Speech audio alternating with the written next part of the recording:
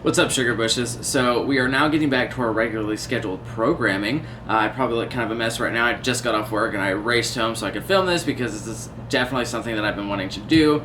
The person we are covering today is someone who has just fascinated me from the brutality of his murders and that there's no rhyme or reason to them, and the psychological aspect of it. So let's get started. So today we are going to be covering Richard Chase, also known as the Vampire of Sacramento. So Richard, Chase reading about him intrigued me because it was like at the age of 10 he distributed signs of the McDonald's triad. And if you don't know what the McDonald's triad, it was created by J.M. McDonald, who was a psychiatrist, and basically in layman's terms it was like if this person exhibits two or more of these three things, they're probably going to end up being a violent individual as they grow up. And those three things were torture of animals.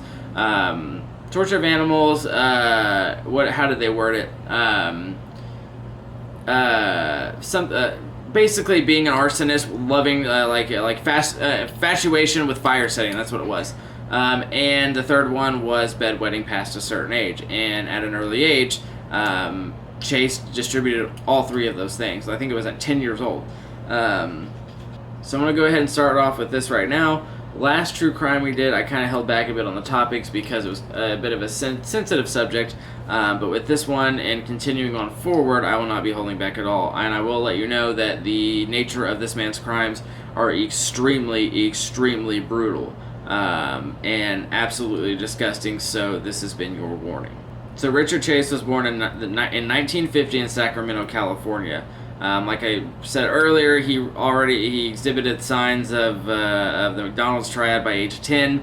It's funny because I watched a documentary about him, and the guy talking in the documentary, he mentioned that, and he said, well, I think as kids we all, he said, as kids we all go through a stage of torturing animals. And I was like, no the f*** we don't. I never tortured an animal as a child. Now, I may have handled an animal roughly when I was a young kid, not knowing any better, but I don't know what kind of kids he's hanging out with, because I never tortured animals growing up, and I don't think I really know many people that did. So if you saw Chase as a high schooler, he was quite handsome. Like, you wouldn't think of him any different than any other high school kid. He didn't kind of seem wild or anything like that. Like I said, he was kind of a handsome dude.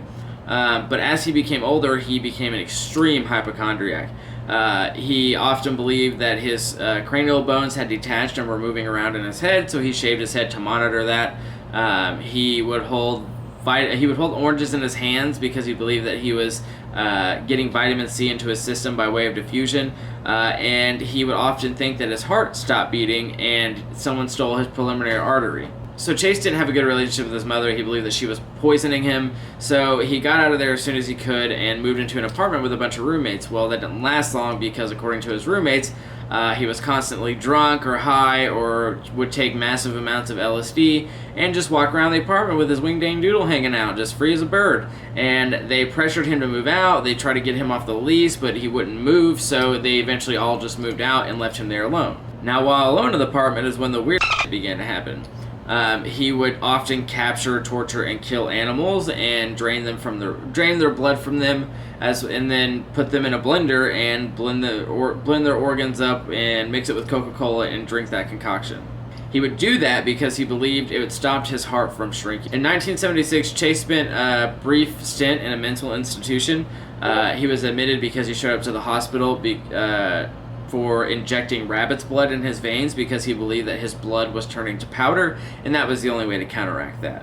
There at the mental institution, that's where he gained the name Dracula, because he had this odd fixation with blood, of course. He often caught birds through the institution windows and would rip their heads off and drink their blood. Hey, stop that. And when he wasn't ripping the heads off of birds and drinking their blood, he would steal syringes and take blood from the therapy dogs and drink that as well. So while at the institution, he was diagnosed paranoid schizophrenic, and so they started him on medication to combat that. And once he was deemed not a threat to society, he was released into the custody of his mother. And what does his mother do?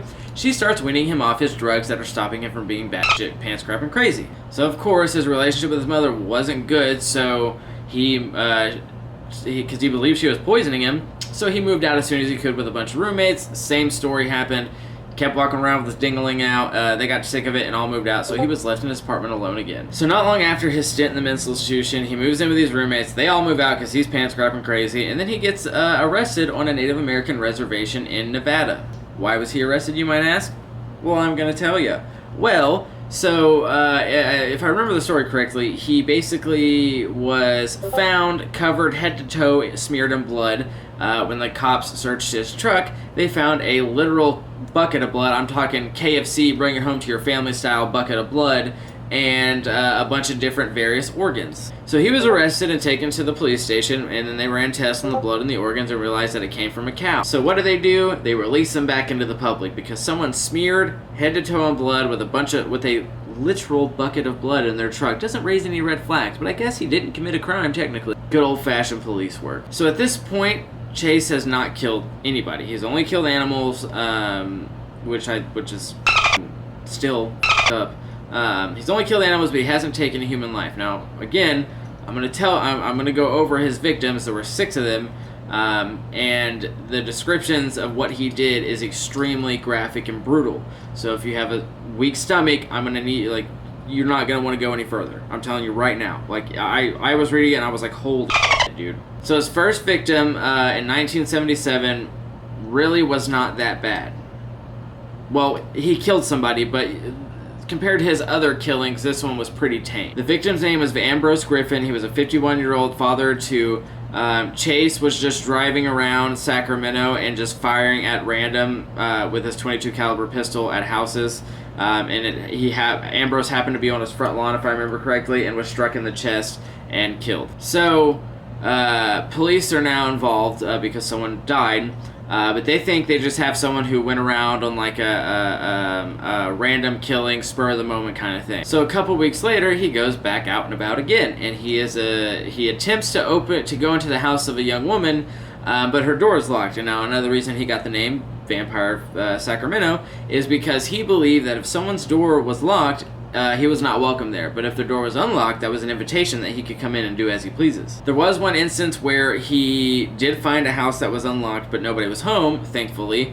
But, that didn't stop him from doing what he wanted, so he went in, ransacked their house, and then defecated on their child's bed, who was like an infant at the time, and pissed all over the kid's clothes.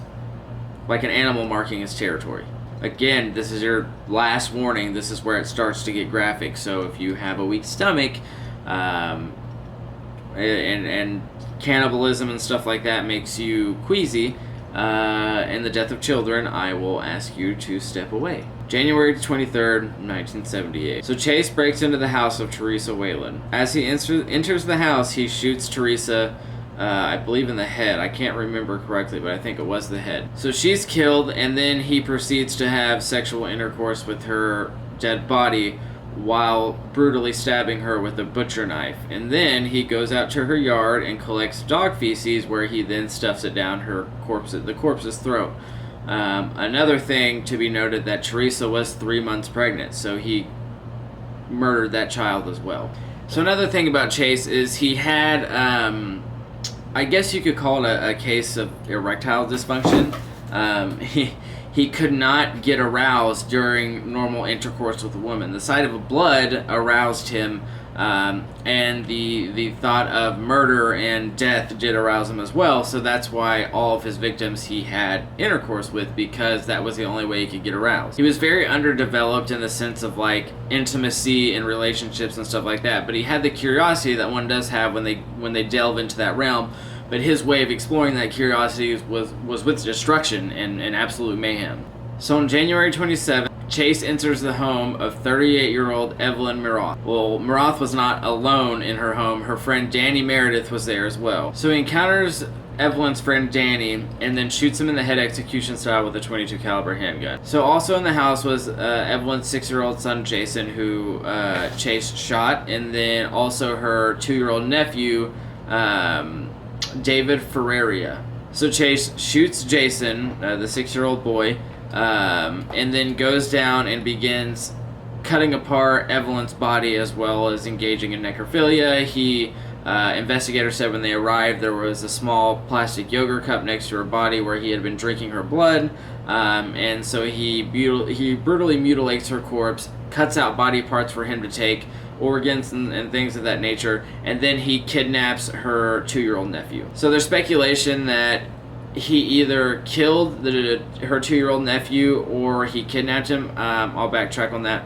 I honestly think he killed him and took the body with him, because, you know, getting out of there with a 2-year-old child would not probably suit him. He probably wouldn't know how to do that. But a visitor came to the door and knocked on the door, and it scared Chase, so he took off in Evelyn's car with the body of the 2-year-old nephew. So at a gas station, now the police have already come out with police sketches and all types of stuff on what Chase looks like by eyewitness accounts, saying they saw him walking around their neighborhood, stuff like that. He's been wearing this bright orange parka and just has not taken it off. So that's like the general description: long hair, bright orange parka. Well, it was in the 50s, it was in the 70s, so, you know, the norm was this long, you know, hair, like the hippies, as the senior investigator on the case called it. And another thing that kind of helped him is that the investigators, the detectives that were assigned to his case, were brand new. I'm talking like straight just got a promotion. They hadn't been detectives for more than like 4 or 5 months, and they are now working this prolific, like brutal case of a serial killer. So while at a gas station, a young girl that went to school with Chase was buying things, snacks as one do, and a man approaches her, and she had a boyfriend in high school who had died on a motorcycle accident. And he walks up to her, and he says, "Do you remember who I am?" And she's not sure, because this is the Chase that she's used to seeing, and this is what he looks like now, because they went to high school together. So she's like, "You know, I don't think I do." And he's like, "It's me, Richard." And she's kind of a little skeptical, and then he's like, were you on the bike when so-and-so died? And then she's kind of like, "Oh." He's got this orange parka on. He's very malnourished and like emaciated, just from drinking blood all the time and eating the organs of other animals, and the organs of people now. And he's got blood all over his hands and a little bit on his sweater. So she's kind of like, "Yo, what the So he turns around for like a split second, and then she's like, "Peace the out, dude," and takes off.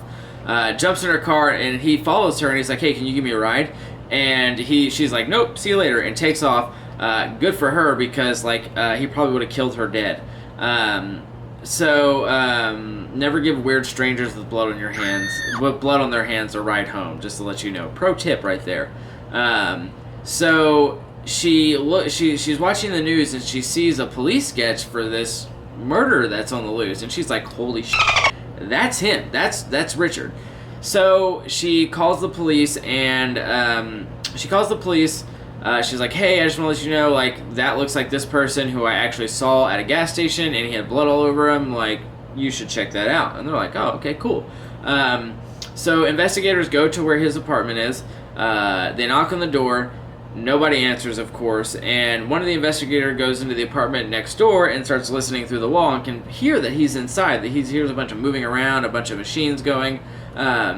So they know he's home, but he probably looked through the peephole and saw that they were detectives and was like, "Absolutely not."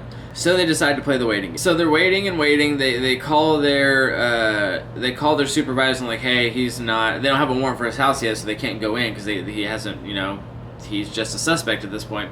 And they call their supervisor and like, "Yo, what the hell do? We can't get this dude to come out." And the supervisor's like, "Just wait. He's got to come out eventually." So they're waiting, and finally Chase comes out, and he's looking around outside the door. One investigator is around the building while the other one is watching Chase's door, and they're talking to each other. And he looks around, sees that they're not there, grabs this box that he's got, and starts walking towards the dumpster, where he sees one of the detectives coming at him. And so Chase takes off running, and he runs straight into the other detective that was waiting around the corner. They take him down, put him in cuffs, and take him in for questioning. So they finally got him. They have him in custody now. They finally get a search warrant for his house, and when they go inside, they cannot believe what they are seeing. Literally, from floor to ceiling is covered in blood. The ceiling is smeared with blood. The walls are smeared with blood.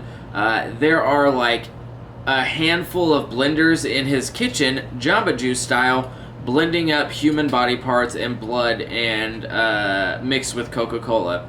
Inside his fridge are various body parts wrapped up in his freezer as well for that he's saving for later to eat. So he's now being investigated at the police station. At this point, they are desperately trying to get him to tell them where he hid the body of the 2-year-old nephew, Danny, that he took when he murdered Evelyn. So at this point, they got him in custody, and now what they're really trying to do is get him to tell them where he hid the body of David, the 2-year-old nephew that he took when he murdered Evelyn, Danny, and her 6-year-old son. The investigators could not get him to talk. They couldn't get him to confess. Anything in that nature. So right now their priority is finding David, the 2-year-old nephew of Evelyn, whom Chase kidnapped. The detectives think he kidnapped him. They don't know that he actually killed him already. So they're trying to extract the information of where he is so they can hopefully rescue him. Well, it turns out, if I remember correctly, a priest actually found his David's body in a cardboard box, and he had been decapitated, and he was already quite decayed.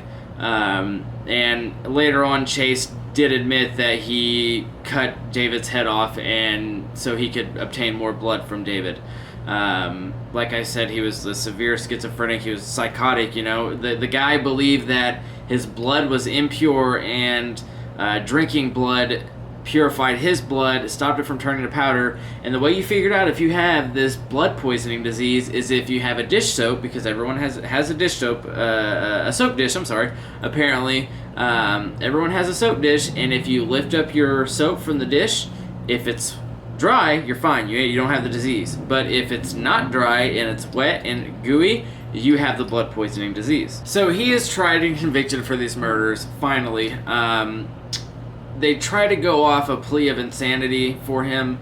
I gotta be honest with you, it was overruled. In the eyes of California law, he was not insane, in the law's eyes. If I know how, if anyone's gonna be insane, it's gotta be this dude. Like I said, the guy believed that Nazi UFOs were after him. He believed that his cranial bones were moving around. He also would tell people that he was Jewish when he actually wasn't, but he solely believed that he was persecuted by Nazis because he had the Star of David on his forehead, which he didn't. He believed that Nazis were also telepathically connected to UFOs, and that the UFOs commanded him to kill his victims so he could replenish his blood. But somehow, in the eyes of California law, he was not insane. I think the reasoning behind it was they deemed that he knew what he was doing, and that he could differentiate right from wrong. And again, Chase also did these killings because they aroused him. You know, he had erectile dysfunction. He couldn't get it up unless there was blood and murder involved. So in 1979, he was convicted of 6 counts of first-degree murder. He was sentenced to die in the gas chamber. Then again, they rejected his appeal for not guilty by reason of insanity. So Chase granted Robert Ressler to allow him to come in and interview him, and you know, it just got weirder from there.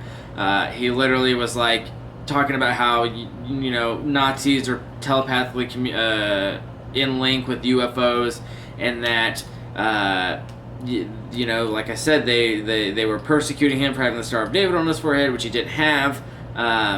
And that you would see that they are attached to him if you took a radar gun and pointed it at Chase, he would glow.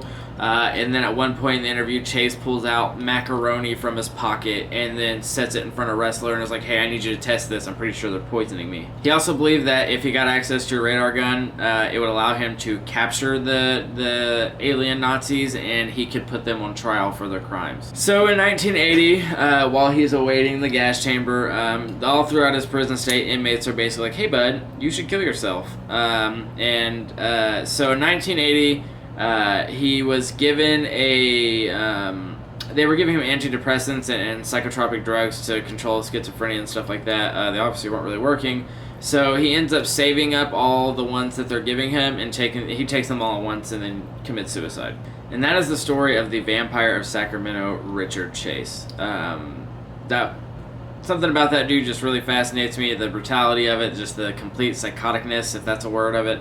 But you know, the guy was as crazy as they come. Like I said, he believed that his blood was turning to powder. He needed to drink blood to stay alive. His heart was shrinking. He like holding oranges in his hands and then putting them up to his forehead. So he believed he was getting vitamin C by way of diffusion, and just the brutality of his killings. Literally carving people up, taking pieces of their body, and then being in his house having 6 Jamba Juice style blenders going on and mixing Coca-Cola with dead body parts and blood to drink it later, stuff like that. It's just, man, I don't know why, but it's fascinating to me. It's wild, absolutely wild. But I hope you guys enjoyed The Vampire of Sacramento. I think next week we may take a look at the Babysitter Killer. I think someone wanted me to do that. And then we'll take a look at the Toy Box Killer, who is almost even more as messed up as Chase was. If you have a murder or a serial killer that you want me to cover, leave a comment, tell me who, and I will get to them. We're just going to keep going down the line. I hope you guys enjoyed these. I'm working on a website right now. Working on merch and stuff like that. I will keep you up. If you like the video, go ahead and give me a like and subscribe. That would be amazing. As long as you guys like these, I'm going to keep putting them out. I enjoy doing them because I enjoy the research and learning about how insane the human mind is and how insane people are, and the links individuals will go to get certain satisfactions. But I'll have another one coming out next Sunday, so turn on your notifications for that. But thank you guys so much for the support. I love you so much. Be safe out there, wear a mask, compliment somebody, and have a great day.